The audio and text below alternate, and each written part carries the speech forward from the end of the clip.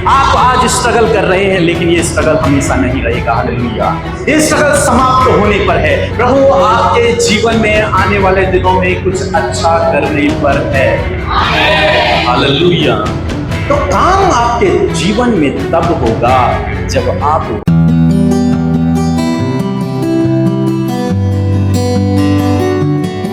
आज परमेश्वर का वचन जो मैं आपसे बात करना चाहता हूं कि आपके जीवन में कुछ अच्छा होने जा रहा है। हालेलुया।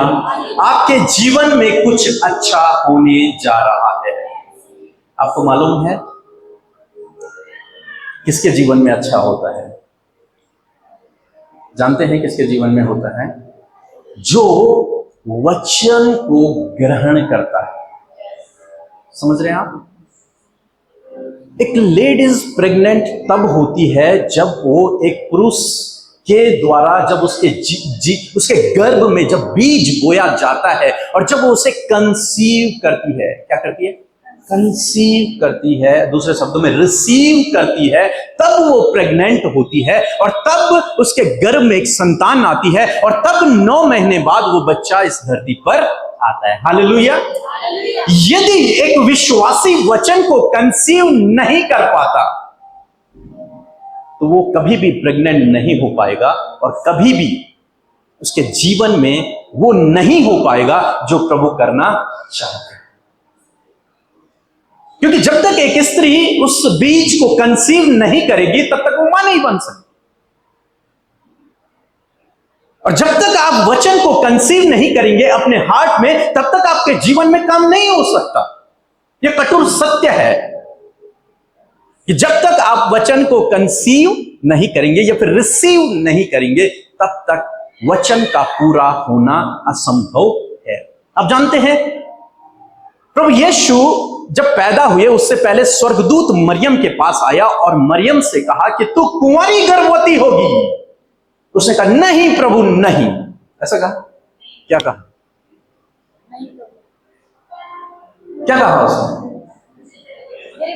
मुझे तेरे वचन के अनुसार। क्या किया उसने यहां पे? हाँ, क्या किया? मैं थोड़ा सा धीरे धीरे चलूंगा ताकि आप समझे इस बात को। क्या किया उसने? रिसीव किया। मैं उसे कहता हूं उसने कंसीव किया। मैं कहता हूं कि वो उसी दिन गर्भवती हो गई थी। हालेलुया। क्योंकि वचन देहधारी हुआ, वचन के द्वारा वो गर्भवती हुई। उसने जिस दिन परमेश्वर के वचन को, स्वर्गदूत की वाणी को उसने अपने हृदय में रिसीव किया, जिस दिन उसने कहा प्रभु तेरे वचन के अनुसार मेरे साथ में हो, उसी दिन उसके गर्भ में, मेरा मानना है कि यीशु मसीह उसी दिन उसके गर्भ में आ गए। हालेलुया। आज जब आप परमेश्वर के वचन को ग्रहण करेंगे तो आप अपने जीवन में उस वचन को पूरा होते हुए देखेंगे। और यदि आप सोचेंगे जब पी के सर प्रार्थना करेंगे तब मेरे जीवन में काम होगा, तो शायद हो सकता है ना हो, शायद हो सकता है न हो। लेकिन वचन बहुत पावरफुल है। वो मेरी भविष्यवाणी, मेरे शब्द टल सकते हैं लेकिन वचन कभी नहीं टलता। हालेलुया। और परमेश्वर ने कहा न बल से होगा न शक्ति से होगा परंतु मेरी आत्मा के द्वारा होगा। और जिस व्यक्ति ने इसे रिसीव किया और जिस व्यक्ति ने कहा आमीन, उसके जीवन में ये पूरा होगा। हालेलुया। एक बार फिर से कहेंगे आमीन। मैं अपने चर्च में कहता हूं मुझे कलीसिया मरी हुई नहीं चाहिए। ठीक है, ऐसे बैठकर सुनने वाले नहीं चाहिए भैया। उनके जीवन में काम नहीं हो पाएगा, मेरे अनुसार नहीं हो पाएगा। क्योंकि जब तक वचन रिसीव नहीं हुआ, जब तक वचन हृदय में नहीं गया, तब तक काम नहीं हो पाएगा। तो आपको क्या करना है? क्या बोलना है? आमीन। हालेलुया। आमीन का मतलब होता है ऐसा ही हो, जैसे मरियम ने कहा तेरे वचन के अनुसार हो। आमीन जब आप बोलते हैं तब होता है कि तेरे वचन के अनुसार मेरे साथ में हो। मैंने कहा कि प्रभु ने कहा है, प्रभु का वचन कहता है न बल से होगा न शक्ति से होगा परंतु मेरी आत्मा के द्वारा होगा। अभी भी आप लोगों को समझ नहीं आया? नहीं आया। न बल से होगा न शक्ति से होगा परंतु मेरी आत्मा के द्वारा सब कुछ होगा। Very good. अब आई आपके दिमाग में बात, अब आई आपके दिमाग में आता, जब आ गई ये बात दिमाग में तो अब ये पूरा होगा। हालेलुया, अब ये पूरा होगा। मैं एक बार एक सोच रहा था, एक विचार को मैं सोच रहा था कि ऐसा लिखा नहीं है बाइबल में, लेकिन मैं अपने अनुसार इस थॉट को मैं सोच रहा था कि स्वर्गदूत गया होगा और एक कुंवारी लड़की से उसने पूछा, क्या तू गर्भवती होगी कुंवारी? उसने कहा होगा, प्रभु इतनी बड़ी बात, कुंवारी गर्भवती, मेरी तो शादी भी नहीं हुई। नहीं नहीं नहीं नहीं प्रभु, आज उस समय तो ऐसा था कि जान से मार देते, पथराव कर देते, सूली पर चढ़ा देते। उसने कहा होगा, नहीं प्रभु मैं नहीं। फिर वो दूसरे के पास गया, क्या तो कुंवारी गर्भवती बनेगी?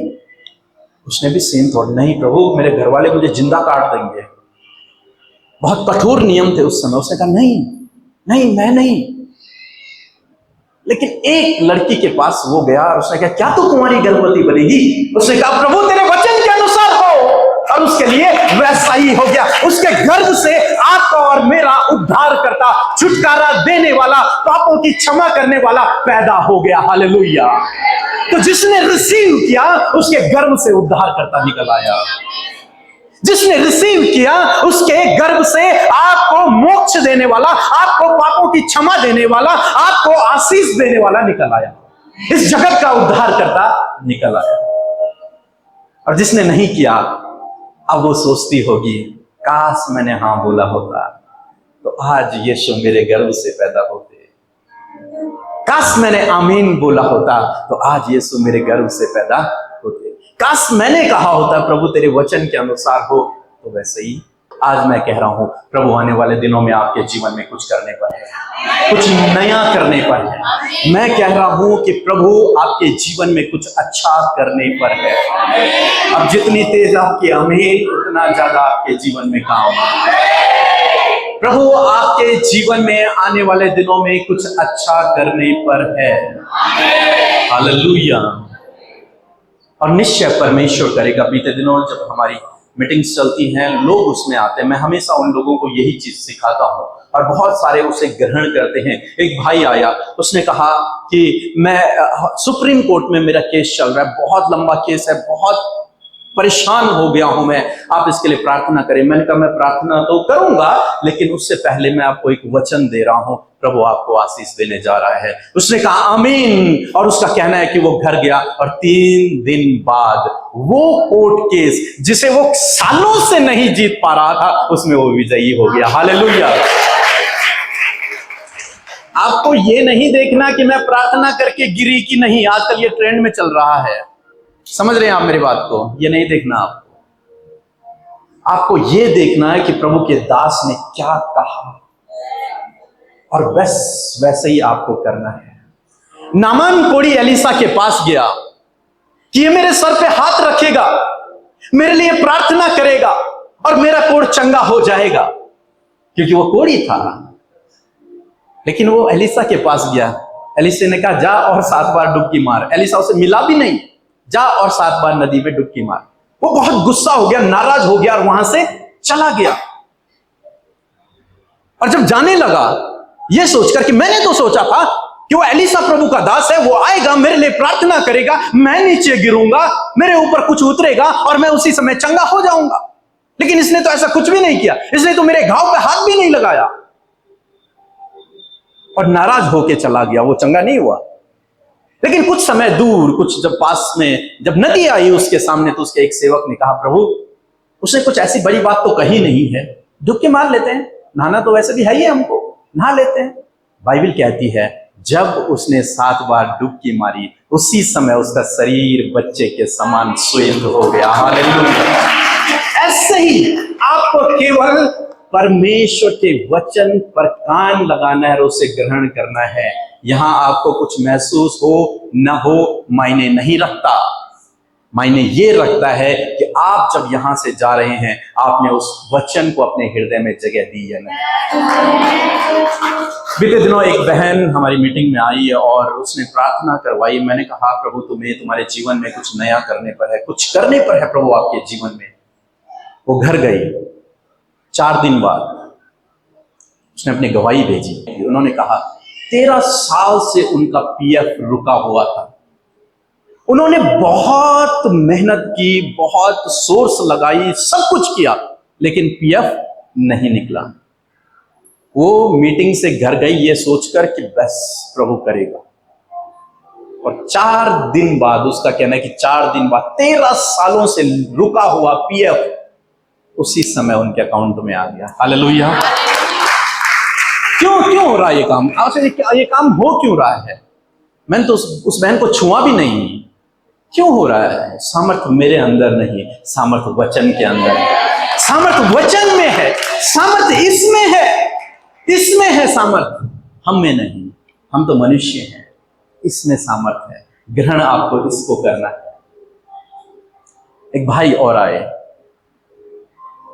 और उस मीटिंग में मैं यही प्रचार कर रहा था कि प्रभु आपको आशीष देगा। और उन्होंने बताया कि कई सालों से उनका कुछ पैसा रुका हुआ था, जो मतलब बहुत कुछ करने के बाद भी उन्हें नहीं मिल रहा था। लेकिन उसके कुछ ही दिन बाद जब वो मीटिंग से घर गए, और उन्होंने क्या देखा कि वो पैसा जो रुका हुआ था वो उनको वापस मिल गया। कल ही उन्होंने इस गवाही को दिया। तो काम आपके जीवन में तब होगा जब आप वचन को क्या करेंगे? ग्रहण करेंगे। हालेलुया। एक स्त्री प्रेग्नेंट तब होगी जब वो बीज को कंसीव करेगी। हालेलुया। आपके जीवन में काम तब होगा जब आप वचन को ग्रहण करेंगे। एक दिन जब मेरा बड़ा बेटा अपनी माँ के गर्भ में था, और हम हॉस्पिटल में नॉर्मली चेकअप के लिए जब जाते हैं, हम लोग गए, और डॉक्टर ने कहा कि बहुत सारे डॉक्टर बैठ के उन्होंने मीटिंग्स की। उसके बाद मुझे अंदर बुलाया, मुझसे कहा कि बेटा तुम्हारी उम्र अभी छोटी है, तुम नेक्स्ट टाइम ट्राई करना, ये बच्चा अपाहिज पैदा होगा, इसलिए इसको तुम मत रखो, ठीक है? ये अपाहिज पैदा होगा, अभी हम कर सकते हैं, उसके बाद हम कुछ नहीं कर सकते।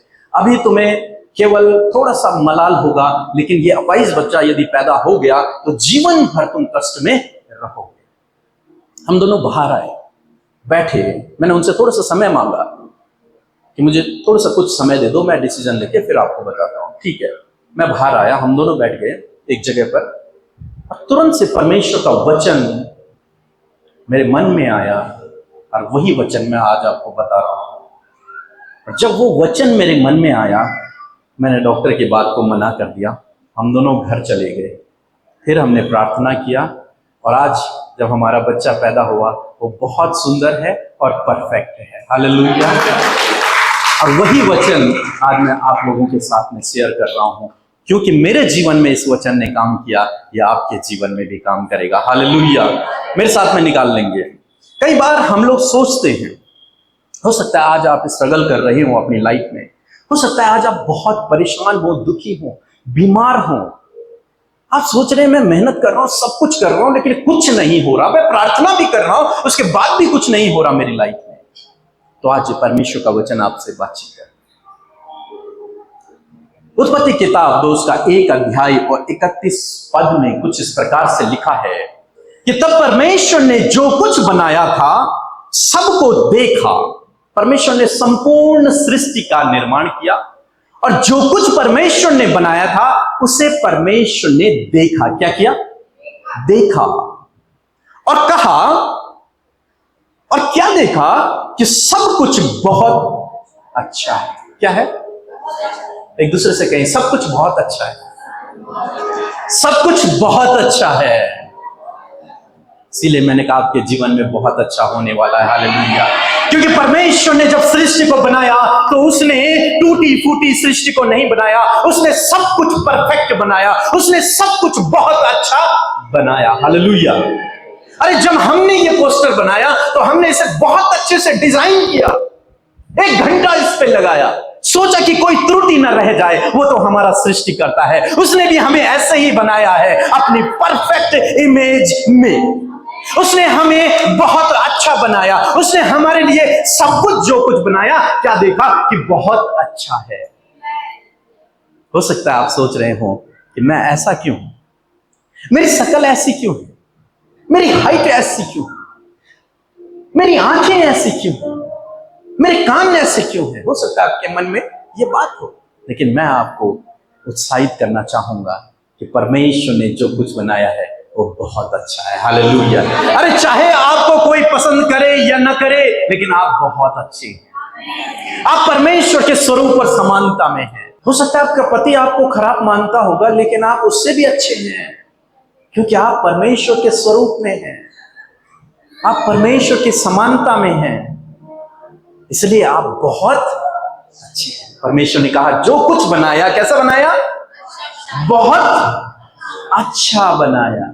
लेकिन लेकिन लेकिन आप लोग कहेंगे, पास्टर जी सब कुछ अच्छा तो बनाया, लेकिन मेरे जीवन में तो प्रॉब्लम है, मेरे जीवन में तो समस्याएं हैं, मेरे जीवन में तो बीमारियां हैं, बहुत सारी रुकावटें हैं, जो योजना बनाता हूं वो पूरी नहीं होती, तो फिर कैसे? लेकिन आज मैं आपको उत्साहित करना चाहूंगा। परमेश्वर का वचन कहता है, ये किस कारण है? एक वचन लिखा है कि एक मनुष्य के कारण इस जगत में, संपूर्ण जगत में पाप आ गया। क्या आ गया? पाप आ गया। और जिस दिन उस मनुष्य ने, उस पहले मनुष्य ने गुनाह किया परमेश्वर की दृष्टि में, उसी दिन से इस धरती पर क्या हो गए? ये बीमारियां, ये दुख, परेशानियां। जब मैं बाइबल में पढ़ रहा था तो लिखा था उस दिन के बाद ऊंट कटारे यानी कि कांटे भी उग गए। हालेलुया। पहले गुलाब पे भी कांटे नहीं हुआ करते थे। समझ रहे हैं हम मेरी बात? आपके पेड़ पौधों पे कांटे नहीं हुआ करते थे, लेकिन जब पाप इस धरती पर आया, उस पाप के द्वारा, उस एक आदम के द्वारा इस पूरे जगत में पाप फैल गया, और जिसके कारण आपके जीवन में, सब मनुष्यों के जीवन में ये दुख, बीमारियां, स्ट्रगल शुरू हो गया। लेकिन आपके लिए एक खुशखबरी है कि एक और मनुष्य इस धरती पर आया, जिसके द्वारा आशीषें इस धरती पर आई। हालेलुया। जिसके द्वारा आशीषें आप तक, मुझ तक, हम सब तक पहुंच गई। एक मनुष्य के द्वारा तो पाप आया, और जब पाप आया तो बीमारियां आ गई, पाप आया तो संघर्ष आ गया, पाप आ गया तो कांटे उग गए, पाप आ गया तो स्ट्रगल होना लगा।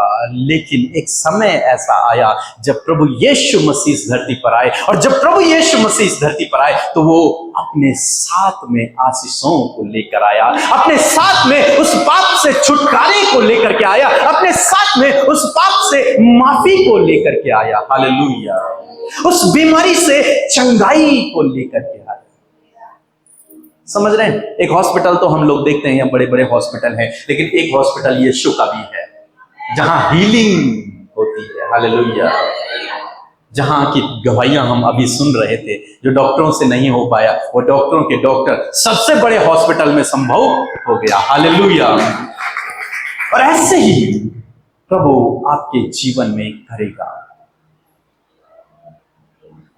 जब वो एक व्यक्ति जिसका नाम प्रभु यीशु मसीह है इस धरती पर आया, और उसके द्वारा आशीषें इस धरती पर फैल गई। एक समय की बात है जब हम अपने जीवन में बहुत स्ट्रगल कर रहे थे, हमारा परिवार बहुत दुख में था, बहुत बंधनों में था, श्रापों में था, कोई योजना सफल नहीं होती थी, कोई काम सफल नहीं होता था, कितनी भी मेहनत कर ले, कुछ भी क्यों ना कर ले, लेकिन जीरो, सब कुछ जीरो। लेकिन फिर वो एक मनुष्य हमारे जीवन में आया, जिसे हम प्रभु यीशु मसीह कहते हैं। वो परमेश्वर का पुत्र हमारे जीवन में आया, और मैंने कहा जब वो आता है तो अपने साथ में वो बहुत सारी आशीषों को लेकर आता है। हालेलुया। उस दिन से हमारे परिवार के हर एक सांप टूट गया, हर एक बंधन टूट गया, हर एक गरीबी चली गई, और हम ऊंचाइयों में बढ़ते चले गए। हालेलुया। आज परमेश्वर ने हमें ऊंचाइयों में बिठाया है। परमेश्वर आपके जीवन में भी ऐसे ही करने जा रहा है। परमेश्वर ऐसे ही आपके जीवन में करने जा रहा है। आप आज स्ट्रगल कर रहे हैं, लेकिन ये स्ट्रगल हमेशा नहीं रहेगा। हालेलुया। ये स्ट्रगल समाप्त होने पर है, क्योंकि आपके जीवन में कुछ नया होने पर है, क्योंकि आपके जीवन में कुछ अच्छा होने पर है। बाइबल में लिखा है, प्रकाशित वाक्य की किताब उसका 21 अध्याय और 5 पद में, यदि किसके पास बाइबल है तो वो निकाल सकता है। लिखा है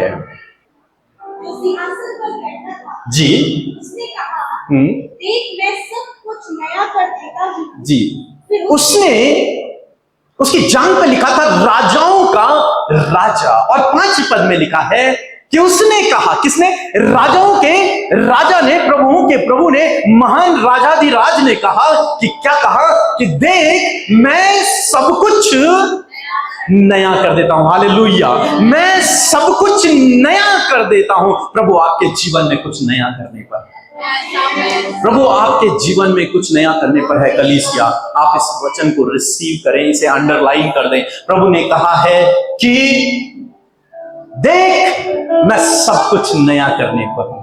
लिखता है कि यह वचन विश्वास योग्य है। मैं सब कुछ बदलने पर हूं, मैं सब कुछ नया करने पर हूं। और परमेश्वर आपके जीवन में ऐसे ही सब कुछ बदल दे।